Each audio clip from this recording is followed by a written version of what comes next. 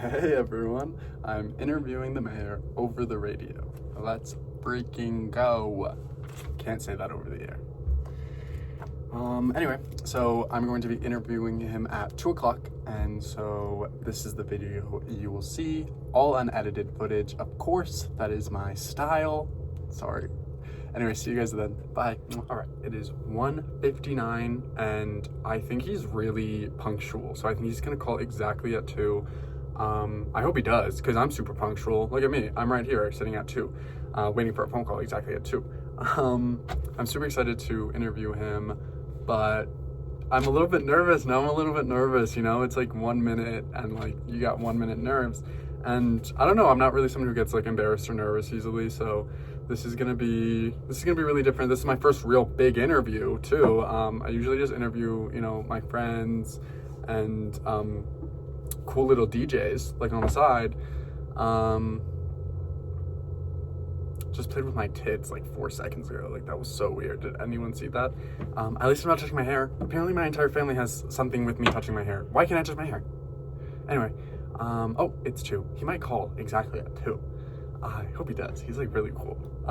Anyway, so yeah, apparently my family has like a whole problem with me touching my hair. Can I touch my hair? Can a boy live?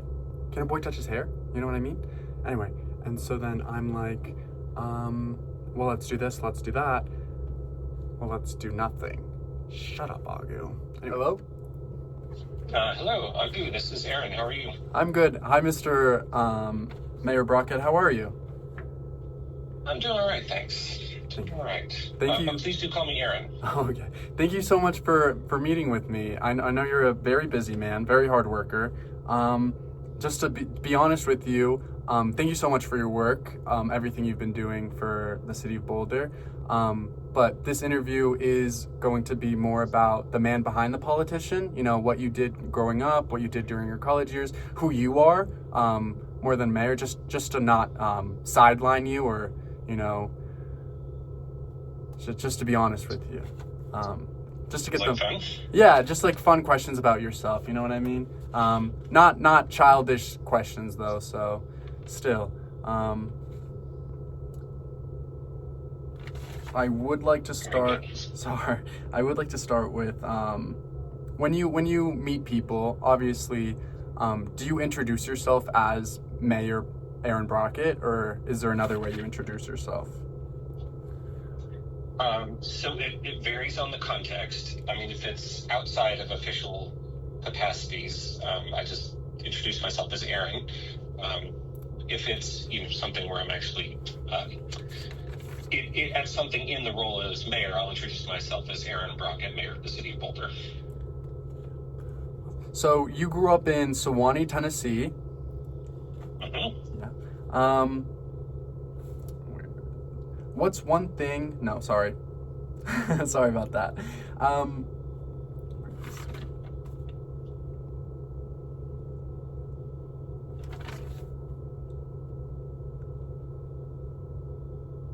I'm so sorry about that. Lost my questions. Yeah, take a minute. It's all right. Oh, what's something about Sewanee that you wish more people in Boulder could experience? Well, it is a beautiful town. It's just a couple thousand people. It's in the woods on the top of the Cumberland Plateau in eastern Tennessee. So it is a great place for a hike. So if people could get out there and take a hike in Sewanee, that would be awesome. And then I'll just also mention that what it's known for, if people have ever heard of it, which most people haven't, is it's a college town. So there's a little liberal arts school called the University of the South, and my father taught there, which is why we lived there. Were there local traditions or people in Sewanee who really shaped your values? Well, certainly growing up in a college town and in the family of a college professor shaped a lot of who I am, just in terms of valuing learning and knowledge, and then the kind of open exchange of ideas. You know, we always had good talks in my family growing up about different topics, whether it was, you know, politics or science or other things.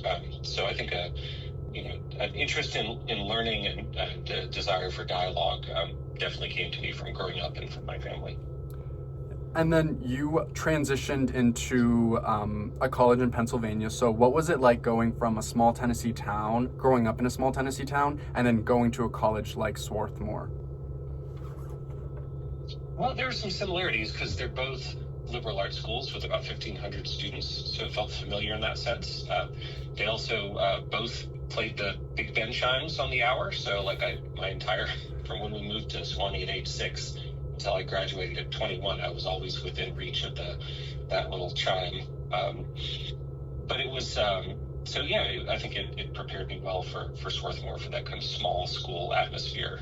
There's a lot in common, although Swarthmore was a much more liberal place than the University of the South. So there was that was definitely a change.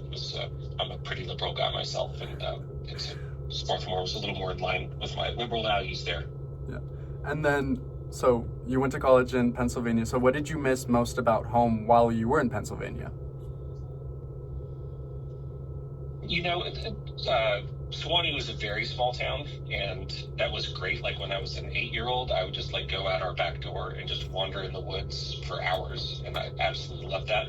But by the time I was 15 or so, I was pretty desperate to get to a bigger city. So I really loved that Swarthmore is a small college, but it has a train station right on campus, and you can take that train into Center City, Philadelphia. So I really loved that. So I was really enjoying that bigger city East Coast experience. So I'll say, but what I did miss was my family. It was always good to get back home and see my parents and my sister and my grandparents and my uncle. We were all very close. Yeah, you talked about being 15 and really wanting to be in a big city. Was this around the time you got your first job? What was your first job? Did you like it? Yeah, well, my first job was actually delivering flowers. My girlfriend's mother had a flower business, and so I got a job on the weekends delivering flowers, which I will have to say is the best job ever, because you bring this joy into people's lives. You ring the doorbell and they come to the door and they're like, yeah, what? And you bring them this bouquet of flowers and they just light up and they get all excited, so happy to see you. So just for pure fun, you can't really beat delivering flowers. So that was my first awesome job. That's amazing. But do you think that job, obviously seeing everyone light up when they get flowers, did you think that job taught you anything about working with people? It wasn't a transformative. I did it for 8 months. It was a fun experience, but not really transformative. I'd say, but definitely, getting some work in was valuable. In the summers, I worked full time at the university library, and which was always good to be surrounded by books. But yeah, I'll be frank. I think I got more out of those educational experiences than out of those early work experiences. And so going into those educational experiences, were you already into public service at SWAT, or did that come later in your later years? Okay, and how do you know the nickname of SWAT? I did some research on you. Okay, I didn't know that would pop up in the background. Yeah. Nicely done. So, but now I lost the question. So yeah, when you were going to Swarthmore, did you get into public service there, or did that come later, or was it even before? It was definitely later. Okay. Now, I was I joke that if my high school yearbook had a photo for least likely to become mayor, that would have had my picture in front of it in that category. So I was a nerdy guy with his head in the book all the time, and was not a public speaker or a big extrovert or anything like that. So that definitely came to me later, not from my college experiences. And still on the topic of Swarthmore, did you have a class or a professor at that really stuck with you? There were a lot of them. I had some really great classes. But I switched my major from physics to music halfway through my time there, and I had a couple of professors in the music department after I switched who were really, like, I was coming late to it. I needed a lot of kind of remedial coursework, and there were people who were like, who really took me under their wing. There were a couple professors I can think of that I, was just really grateful for how they taught me so much and were really helpful in me making that transition. So that left a big impression on me. What drew you to changing your major to music in the first place? So I guess I got, it was just a passion that I kind of found in college. Like, I'd always listened to a lot of music in high school, but hadn't really performed much. And so, I had some good friends who were musicians, and I got just really passionate about classical music. And so I was like, I went to all the school concerts. I got student tickets to the Philadelphia Orchestra, and just got very deeply passionate about classical music. And so from that passion, I was like, well, I'd really rather be studying this than physics, which I'm getting less and less interested in over time.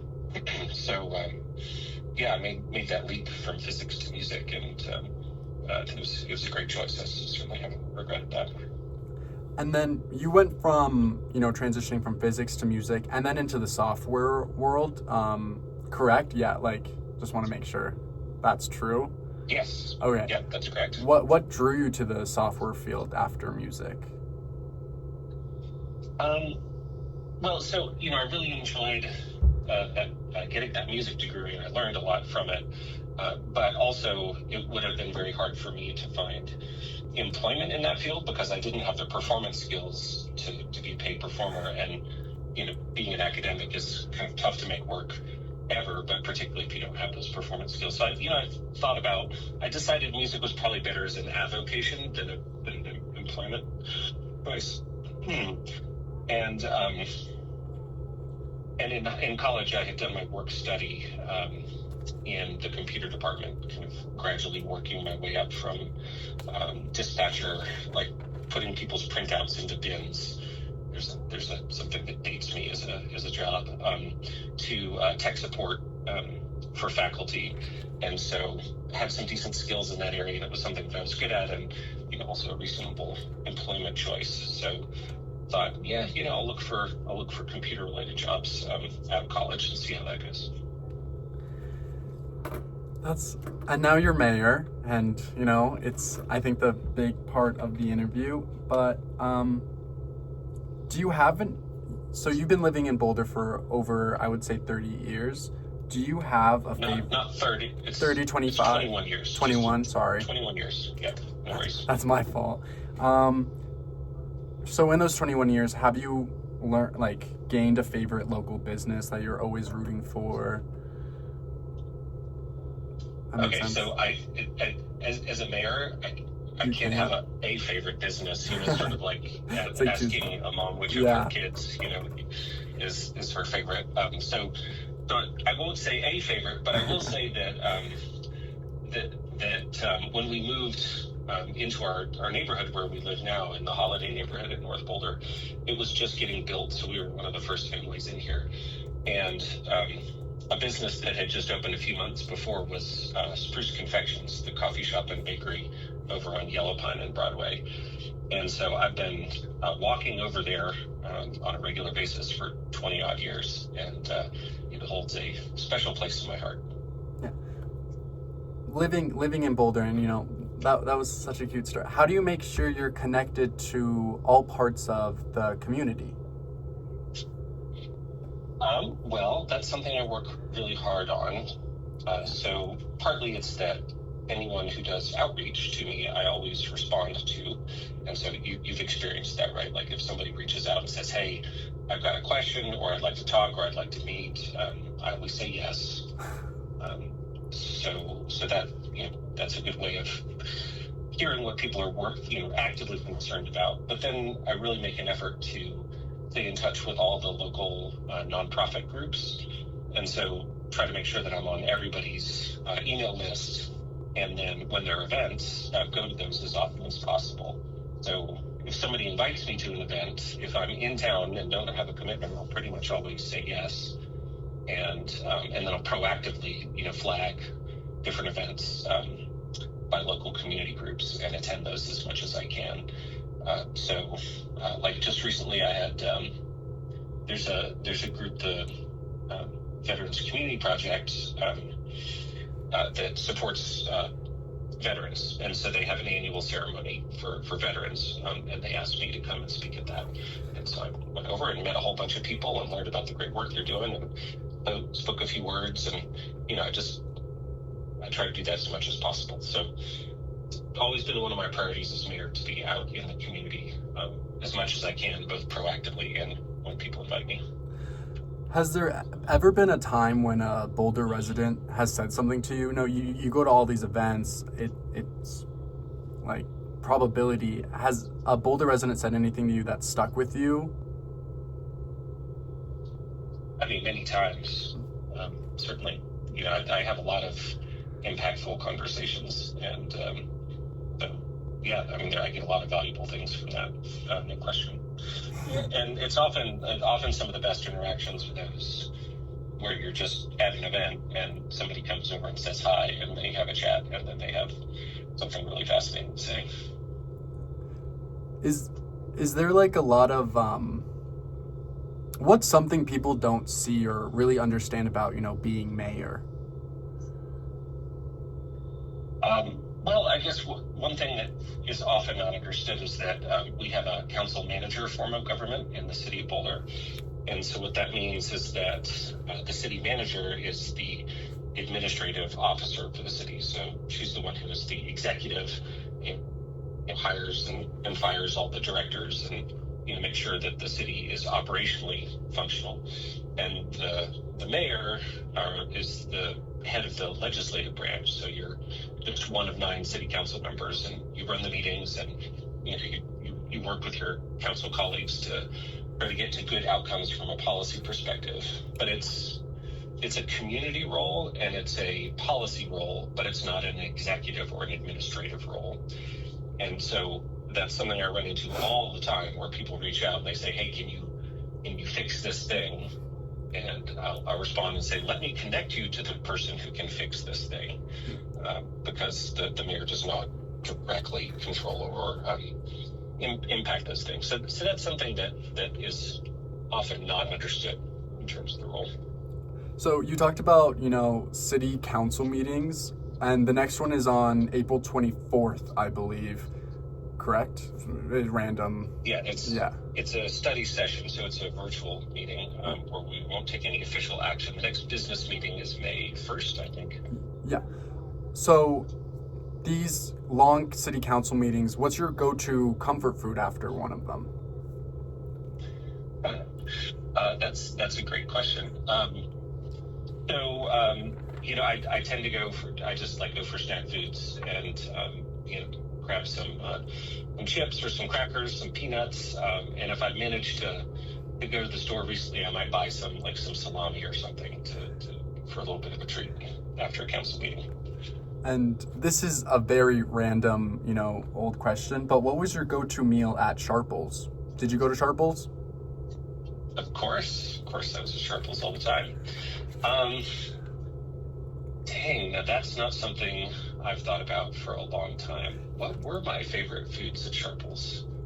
I'm having trouble remembering. My diet has changed enormously since then. I've developed a lot of dietary issues that I didn't have back then, so I'm sure I ate all kinds of things that I can't eat now. Like a scalloped potatoes would have been a fun one, that has cheese and cream in it. I can't eat those anymore. That'd be a good example. Or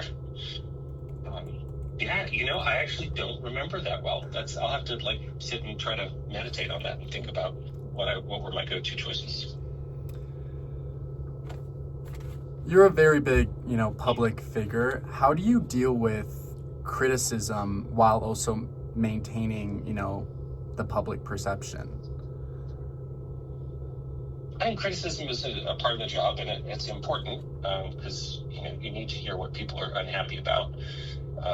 So certainly listening to criticism and then hearing it productively and then trying to do something from it is a very, very important part of the job.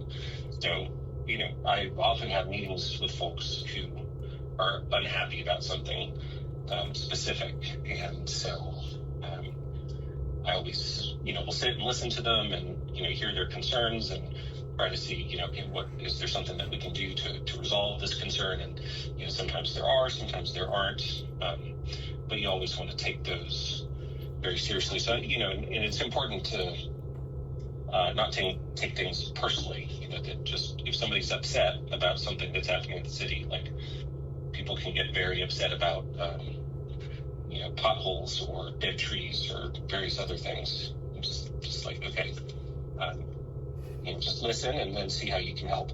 There's a great line from the show Parks and Recreation. Did you ever watch that? Yes, that's my favorite show.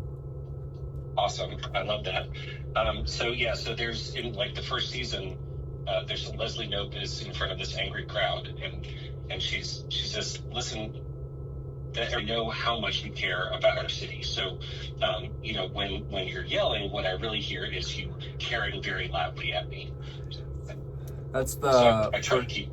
That's the first episode she runs her first town hall meeting or something. I believe so. Yeah, with April, something like that. But how do you? Nice, you got it. How do you protect? You're talking about people coming to you, and they're obviously very passionate. How do you protect your personal life while also maintaining, while being a public figure? I mean, it's mostly pretty doable. I mean, I've been in elected office for 9.5 years now, so I've had a lot of practice, and so you get a pretty thick skin, and also I just try to listen openly, and then generally not let it get to me. I mean, there are certain times when people get angry at me, like at me as a person, about something that I don't have control over, and that can be a little harder to deal with, as opposed to people are just unhappy with how the city is being run. So sometimes that gets challenging, but I've had a lot of practice. Do you ever feel torn between your public identity and your private one? 9 years. No, I mean, I try to be more or less the same person. That's amazing. Regardless of who I'm talking to. So, it was funny. I was just on a long trip. I just got back last night, and part of it, I was at a conference in South Korea, and I was speaking about climate resilience. And after the conference, I took 3 days just for some touring. And so I was wandering around the streets of Seoul by myself. And of course, nobody knows who I am at all. And so I'm a completely private person in that circumstance. And then, as I'm coming home, when I'm get on the plane from Minneapolis to Denver, I'm like, I might run into a couple people I know. And then I'm in the airport, I'm like, well, I may well run into somebody that I know. And so there's an awareness that comes back over of being a public figure, but I don't really behave differently. In South Korea, it's not like I was rude to the shopkeepers because I'm now nobody's watching, so I could just be an asshole. I really try to be the same person, regardless of the circumstance. Did you enjoy Seoul, Korea? Not one of my questions, but that's one of my personal ones. Did you enjoy it? Oh, very much. Yeah, it's an amazing world-class city. I just had a fantastic time touring around it for several days. It was super fun. I mean, a random question that I do have written down is, if you could spend a whole day anywhere doing anything, where would you go? So when I have a vacation, generally I'll do one of two things, and this is if I'm by myself or with my wife or with my family. The top two things would be exploring a wonderful city, and so just walking around the streets of Seoul or Paris or we went to Rennes in France last year. It's an amazing city. Is one of my very favorite things to do. But what I love even more is visiting some amazing, unique natural place and taking a long hike. instance, think of the redwoods in California or at Hawaii National Park on the Big Island of Hawaii. Like the a hike in an extraordinary natural place is there's really nothing I'd rather be doing than that. Is there a place in the world that changed your perspective on anything? I mean, I feel like travel to me is always a mind expanding activity. Like it widens your perspective. I always learn from visiting other places. So I feel like going different places in the world in general is something that has really shaped my worldview. I think people can get very mired in the details of exactly what happens in the one place that they live, and that's important. Obviously, we run a city, and so you need to do that very well. So you need to be very focused. But sometimes, like if you travel in the third world, my wife and I went to Nepal a year and a half ago, and some of the problems that they're dealing with there are so much more foundational than the problems that we deal with in the U.S. So it's good to have some perspective about things. So I think just getting to different parts of the world is a huge mind-opening experience. It's really important. If you have the wherewithal to do, it's really important thing to do. This brings us to my last question is, when people look back on your time as mayor or just as a person, what do you hope they remember? I mean, I have a variety of You've done so much. Policy changes. Oh, you're very kind. I mean, there's a bunch of policy things that we've accomplished that I'm really proud of, and so I hope people will remember those things. But we'll see. Maybe people have bad memories, but my hope is that people will remember me as an individual who was genuinely working for the betterment of the people of Boulder. That was a passion of mine, to be open and honest, and work with everyone that I could and try to make our town the best place it can be. Thank you so much. Truly from my place in Boulder is, you've done so much for the city of Boulder, bringing accessibility to everyone, students, residents, people who don't have homes, truly everyone. So thank you so much for everything that you do. That's the end of my interview. I really don't know what to say anymore. Thank you so much, though. Well, thank you very much. I mean, you're very kind. So thanks for all those really good words. But also, those were very thoughtful questions. I have spoken to a lot of people as mayor and as city council member, and I rarely get new questions. I mean, you gave me 7 questions that I'd never gotten before. So that was super fun. I really appreciate you doing all that research and thinking so deeply about those. Thanks so much. I hope you have a great rest of your day. It's sunny in Boulder, so I'll also let you catch up on rest. I know you're tired from your travel from Korea, so have a great day. For sure. You too. Take care. Yes! I won! I won! I might be like, Agu, what did you win? Everything. I got an interview with the mayor. Duh, I won. What did you do today? Exactly. Bye, fans. No, I love you guys. I hope you guys had a great time. It was kind of a long video, but you know what? It was fun. I hope you guys enjoyed it. Bye, guys. Love you. Mwah.